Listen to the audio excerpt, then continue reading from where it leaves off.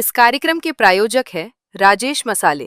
नमस्कार, आप देख रहे हैं किसने क्या कहा। आपके साथ मैं हूं शबाब। आज तमाम उन खबरों को बताएंगे जो बड़ी चर्चाओं में, बड़ी टॉप लेवल की टीआरपी में, बहुत सारी उन खबरों को ढूंढ कर लाया हूं जो पूरे देश का मिजाज बताएंगे। आज बात होगी इकरा हसन जो सांसद हैं उन पर दर्ज हुई एफआईआर की, पत्रकार चित्रा त्रिपाठी के उस वायरल वीडियो की और सोशल मीडिया पर हो रही उनकी ट्रोलिंग की, 3 साल पुराने अखिलेश यादव के उस बयान की जिसमें वो बिजली संकट पर क्या कह रहे थे और सदन में बिजली उपलब्धियों पर योगी आदित्यनाथ ने क्या दावा किया था, ये भी आपको सुनाएंगे। साथ ही चर्चा होगी अब्बास अंसारी के कॉकरोच पार्टी वाले बयान की, राजेंद्र पाल गौतम और मायावती की मुलाकात के पीछे पक रही राजनीतिक खिचड़ी की, और तनुज पुनिया के उस बयान की जिसमें उन्होंने कहा है कि बहन जी बीमार थी इसलिए मिलने गए थे। लेकिन राजनीति में लोग अब हालचाल कम और समीकरण ज्यादा पूछते हैं। उधर ओम प्रकाश राजभर ने यादव समाज को लेकर ऐसा बयान दिया है कि राजनीति में फिर वही पुराना सवाल खड़ा हो गया है कि नेताओं को मुद्दे नहीं मिल रहे या विवाद ही उनकी ऑक्सीजन बन गई है। इसके अलावा आखिर में बात होगी उस वीआईपी कल्चर, उस वीआईपी संस्कृति की जिसमें प्रधानमंत्री लोगों से, देशवासियों से पेट्रोल और ईंधन बचाने की अपील करते हैं, दूसरी तरफ एक राज्य के मुख्यमंत्री चार्टर्ड से उड़ते हैं, तो दूसरी तरफ सांसद और विधायक ई रिक्शा में धूम करती नजर आते हैं। आज इन तमाम बातों का जिक्र करेंगे, यानी राजनीति में सादगी कम, प्रोटोकॉल ज्यादा नजर आता है। तो चलिए शुरू करते हैं किसने क्या कहा। उत्तर प्रदेश में अब राजनीति का एक नया ट्रेंड चल पड़ा है। नेता भाषण दें तो वायरल, सवाल पूछे तो बवाल, और अगर विपक्ष में हो तो फिर एफआईआर तैयार। मामला इकरा हसन चौधरी का है जहां उनके खिलाफ एफआईआर दर्ज कर ली गई है और इसके बाद सोशल मीडिया पर वही पुराना युद्ध शुरू हो गया है। लोकतंत्र बचाओ बनाम कानून अपना काम कर रहा है। लेकिन दिलचस्प बात यह है कि हमारे देश में एफआईआर अब सिर्फ कानूनी दस्तावेज नहीं रही, राजनीतिक सीवी का भी एक हिस्सा बन गया है। जिस नेता पर जितने मुकदमे होते हैं वो उतना बड़ा संघर्षशील कहलाया जाता है। हालांकि सहारनपुर का ये मामला एक कश्यप समाज के बेटे की मौत से जुड़ा हुआ था। उसकी मौत के बाद न्याय को लेकर इकरा हसन चौधरी डीजीपी ऑफिस गई थी जहां पुलिस वालों के साथ उनकी तीखी नोकझोंक हुई थी। नोकझोंक का वीडियो सोशल मीडिया पर वायरल है। पीड़ित की मां, पीड़ित का भाई, पीड़ित के और परिजन जो साथ थे, जो पैरोकार थे, उन्हें ये इंसाफ दे रहे हैं। वायरल तो इस समय गर्मी का प्रचंड प्रकोप भी है। सड़कें तवे की तरह गर्म हैं। रातें बिजली कटौती में ऐसी हैं कि लोग हाथ वाले पंखे को लेकर लोकतंत्र की तरह बचा रहे हैं। इसी बीच पत्रकार चित्रा त्रिपाठी ने बिजली संकट पर अपना दुख क्या बताया, सोशल मीडिया पर उन्हें ही राष्ट्रीय समस्या बनाते गया। क्या हुआ था चित्रा के साथ, पहले जरा देखिए। लाइट नहीं है और 24वें फ्लोर पर फिलहाल मैं सीढ़ियाँ चढ़ के पहुँच गई हूँ, लेकिन हर तरफ बहुत मुसीबत है। 22वें फ्लोर पर एक व्यक्ति फंस गए थे, काफ़ी देर के बाद उनको निकाला गया बाहर। तो भाई लिफ्ट का कोई ऐसा इंतज़ाम किया जाए कि कोई भी व्यक्ति लिफ्ट में फंसे तो उसको तत्काल निकाला जा सके। अभी बहुत बुरा हाल है। अब देखिए घुटन गिरा, ये लिफ्ट का हाल, बड़े बड़े टावर्स, कहीं पर भी लाइट नहीं है। 24 फ्लोर चल के मैं तो पहुंच गई। मतलब बिजली जाए तो शिकायत मत करो, क्योंकि इस देश में ट्रोल सेना हर वक्त फुल चार्ज रहती है। लेकिन मजेदार बात यह है कि जब चित्रा त्रिपाठी जैसी पत्रकार खुद परेशान होती हैं तब उनको ट्रोल किया जाता है। लोग कहते हैं आप तो अपने स्टूडियो में बैठकर ये तमाम चीज़ें बताती हैं कि देश में कोई समस्या नहीं है, कोई भी आदमी सिलेंडर को लेकर परेशान नहीं रहा, देश में कहीं भी कोरोना से मौत नहीं हुई, कोई समस्या नहीं है महंगाई, तो फिर आप बिजली कटौती का रोना रोती अच्छी नहीं लगती। लोग तो यहाँ तक कह रहे हैं आप वही मेलोडी क्यों नहीं खाती जो आप उस दिन स्टूडियो में खिला रही थी, क्योंकि आप मेलोडी खाएंगी तो खुद जान जाएंगी कि ये बिजली कटौती देश हित में हो रही है। जो पसीना हमारे आपके बदन से निकल रहा है उससे तमाम बीमारियां बाहर निकल रही हैं। देश हित में इतनी बिजली कटौती आप बर्दाश्त नहीं कर सकती, चली जाइए पाकिस्तान। और बिजली पर राजनीति किस तरह हो रही है, लोगों के पुराने बयान वायरल हो जा रहे हैं। कटौती नई जरूर हो लेकिन बयान पुराने हैं। 3 साल पुराने अखिलेश यादव की एक टीवी इंटरव्यू में भी वो क्लिप थी, हालांकि उस क्लिप में भी चित्रा त्रिपाठी थी अखिलेश यादव के साथ जो बात कह रही थी। सुनिए क्या हुआ था। यूपी में बिजली नहीं है, कब आती कब जाती किसी को नहीं पता।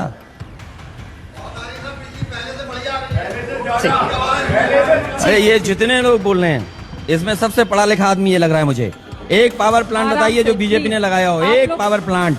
इसमें कोई एक पावर प्लांट बता दे मुझे जो लगाया हो। ठीक है सर, प्लीज अरे बुजुर्ग, प्लीज बैठ जाएं। अरे बुजुर्ग भाई, अगर एक सर, पावर प्लांट मेरा लगाओ ये तो बता सवाल दो है, मुझे। प्लीज सर, आप लोग एक अपनी मिनट, जगह नहीं, पर- एक पावर प्लांट लगाओ तो बता दो।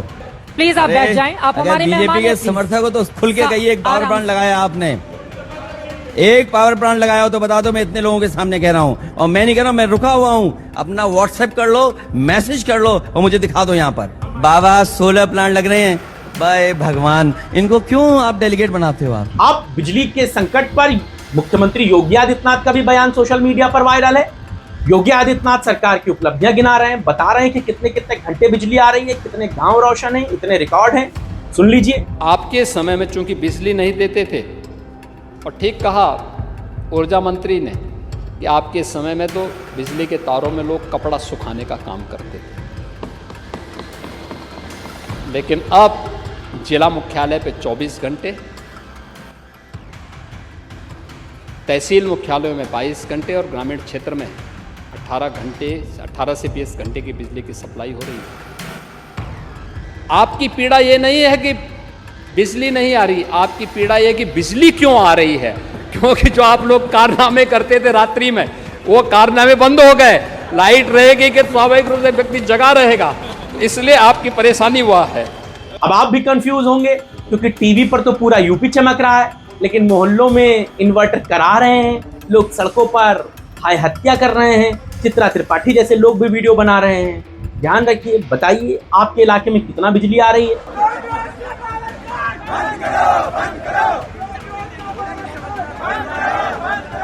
अब बात होगी अब्बास अंसारी की, जिन्होंने पत्रकारों से सवाल जवाब में पूछा, पत्रकारों ने उनसे पूछा कि आप अभी तो सुभाषपा के विधायक हैं, लेकिन क्या 27 का चुनाव समाजवादी पार्टी से लड़ेंगे? तो अब्बास अंसारी का जवाब बड़ा दिलचस्प था।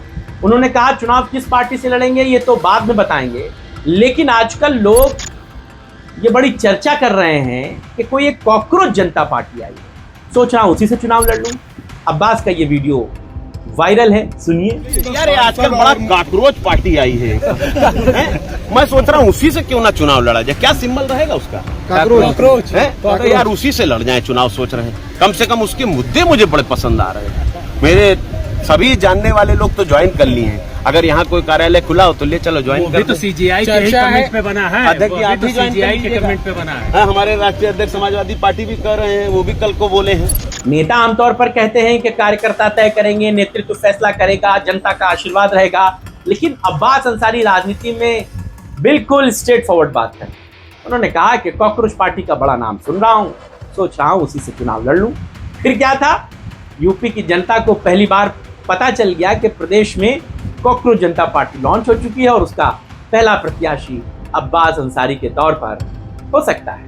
दिल्ली में जब कोई नेता अचानक मीडिया बुलाकर अपनी सफाई देने लगे तो समझ जाइए कि कहानी सिर्फ औपचारिक मुलाकात वाली नहीं थी। राजेंद्र पाल गौतम लखनऊ में मायावती से मिलने पहुंचे, मिल तो नहीं पाए, दरवाजे पर ही बेइज्जत होकर वापस आ गए, लेकिन चर्चाएं बड़ी गर्म हो गई।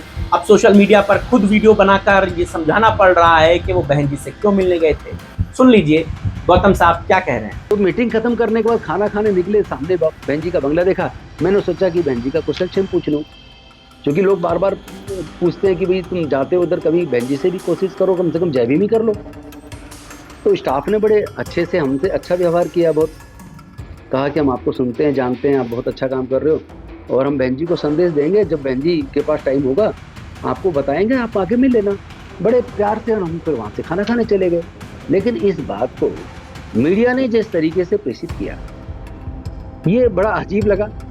अरे अपने महापुरुषों का, अपने समाज के लोगों का, अपने समाज के नेताओं का सम्मान हमें हर हाल में करना चाहिए, अक्रॉस द पार्टी लाइन करना चाहिए। अरे भाई, जब मायावती ने आपको मिलने का समय नहीं दिया था, जब मायावती से आपकी कोई बातचीत हो नहीं पाई थी, तो फिर क्यों मिलने गए थे? किसने कहा था आपसे मिलने जाने के लिए? बहन जी कोई सड़क पर चलती हुई नेता तो है नहीं जिनको आप दरवाजे पे जाकर नॉक नॉक करेंगे और आप अंदर जाकर मिल लेंगे। आपको भी उनका कद समझना चाहिए। गौतम साहब बड़ा ट्रोल हो रहे हैं। गौतम साहब अकेले ट्रोल नहीं हो रहे हैं, उनके साथ सांसद तनुज पुनिया भी गए थे। उन्होंने तो ऐसी वजह बता दी कि जिसके बाद उनकी फजीहत हो रही है। वो कह रहे हैं कि बहन जी की बीमारी के बारे में सुना था इसलिए मिलने चले गए। सवाल यही है, बहन जी बीमार थी तो ये सिर्फ तनुज पुनिया और गौतम साहब को ही पता था, और गए थे तो कैमरा और दुनिया का लंतराना लेके गए थे। राजनीति में हालचाल जानना ये बहुत कम होता है, सिग्नल ज्यादा भेजे जाते हैं। ये सब गए थे गठबंधन की बात करने, पता नहीं इनको किसने भेजा था गठबंधन की बात करने के लिए। यही बात कांग्रेस की फजीहत करा रहा है कि भाई आप क्यों गए थे, बहन जी से मिल नहीं पाए, सिक्योरिटी गार्ड से मिलके चले आए आप। ये बात बड़ी चर्चा में हमारे पियर का चाचा एक बार फिर हैं। ओम प्रकाश राजभर ने यादव समाज को लेकर ऐसा बयान दिया है कि राजनीति का एक बहस सीधा इतिहास की किताबों तक पहुंचा। ओम प्रकाश राजभर कह रहे हैं कि यादव पहले मुगलों की सेना में थे, फिर अंग्रेजों की सेना में थे, और अब राजनीति में जब वर्तमान के सवालों के जवाब नहीं मिलते तो नेता इतिहास की ही खुदाई शुरू कर देते। लेकिन समस्या ये है कि इतिहासकार कम हैं और इतिहास समझाने वाले नेता ज्यादा हैं। अब यादव किसकी सेना में थे, अंग्रेजों की थे, मुगलों में थे, कहाँ थे, ये तो ईश्वर बेहतर जाने। लेकिन अब राजभर साहब का ये बयान बड़ा चर्चा में मोदी साहब का वो अपील वाला वीडियो भी खूब है, जिसमें मोदी जी कह रहे थे कि पेट्रोल बचाइए, देश हित में सामने आइए, ऊर्जा संरक्षण कीजिए। लेकिन नेताओं को सिर्फ राजनीति करनी है, उनको सेविंग की बातें सिर्फ भाषणों में नजर आती हैं। मामला सबसे पहले दिखाते हैं पश्चिम बंगाल के मुख्यमंत्री शिवेंदु अधिकारी का। शिवेंदु अधिकारी को दिल्ली आना था क्योंकि मोदी जी वापस लौट आए हैं विदेशी दौरा करके। शिवेंदु अधिकारी जल्दी आना चाहते थे, लिहाजा शायद उन्हें कोई फ्लाइट नहीं मिली होगी, वो चार्टर से चले आए। अब सोशल मीडिया पर उनका ये वीडियो बड़ा ट्रोल हो रहा है कि मोदी जी के सबसे चहीते शिवेंदु अधिकारी मोदी जी से मिलने चार्टर से चले आए। अरे भाई, बंगाल से दिल्ली तक दर्जनों फ्लाइटें रोज आती हैं, किसी में बैठकर आ जाते। माना कि आप आम आदमी नहीं है, वीआईपी हैं, तो उसी विमान में वीआईपी सीटें भी होती हैं, उनमें बैठकर चले आते हैं। लेकिन नहीं साहब, हमें तो अपने चार्टर से आना है मजे लेते हुए। मोदी जी कहते हैं, कहते रहे, सुना जाएगा। तो एक तरफ वीआईपी नेता चार्टर्ड विमान से उड़ रहे हैं, तो दूसरी तरफ हर नेता कुछ अलग करने की जुगत में जुटा हुआ है कि भाई मोदी जी की आंखों में चमक जाए। हेमा मालिनी मथुरा पहुंची, सांसद हैं, लोकल विधायक भी थे। सबने कहा मैडम मोदी जी ने ऐसा कहा है, हम लोगों को भी कुछ कर लेना चाहिए। वो बोली हाँ बिल्कुल कर लेना चाहिए, लेकिन किया क्या जाए, वीडियो देखिए, यही किया है इन्होंने। फिर बताऊंगा इसमें मजेदार क्या है।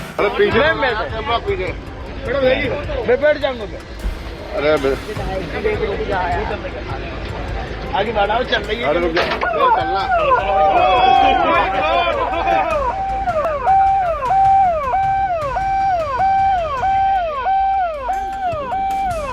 देख लिया आपने, हेमा मालिनी ई रिक्शे में बैठकर जनता से जुड़ने की बात कर रही हैं। लेकिन जिस ई रिक्शे में वो बैठी हैं, वो भले बैटरी वाला हो, लेकिन उनके साथ बैठे हैं विधायक, जिन्होंने उस बैटरी के रिक्शे पर विधायक वाला तमगा लगाया है। ऊपर हूटर बज रहा है, यानी कि सांसद और विधायक निकल रहे हैं, तो भौकाल भी पूरा होना चाहिए। कुछ लोग तो ये भी बता रहे हैं कि वीडियो बनाने के लिए एक कार अलग से चल रही थी उनके लेफ्ट राइट किसी तरफ, और चूंकि बैटरी रिक्शा सही निकल जाए, इसके लिए एक फॉर्च्यूनर आगे चल रही थी जो पूरा रास्ता क्लियर करा रही थी कि पीछे सांसद जी का बैटरी का रिक्शा आ रहा है, रास्ता खाली करो। वरना मथुरा में बैटरी के रिक्शों के चलने की कितनी जगहें, ये तो आपको पता ही है। खैर, मोदी जी कह कुछ रहे हैं, नेता कर कुछ रहे हैं, नंबर बढ़ाने का सब गेम है।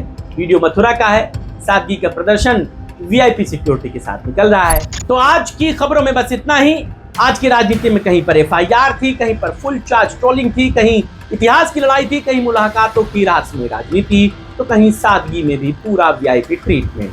क्योंकि राजनीति अब सिर्फ विचारों की नहीं रही, अब वायरल क्लिप, बयान, ट्रोल और प्रतीकों का भी खेल बन गई थी। फिलहाल आप क्या सोचते हैं? क्या नेताओं के बयान मुद्दों को भटका रहे हैं, या यही आज की राजनीति की नई भाषा है? अपनी राय कमेंट बॉक्स में जरूर दीजिएगा। आज किसने क्या कहा में बस इतना ही। इस वीडियो को बनाने में मदद की थी हमारे सहयोगी सुशील कुमार। नमस्कार।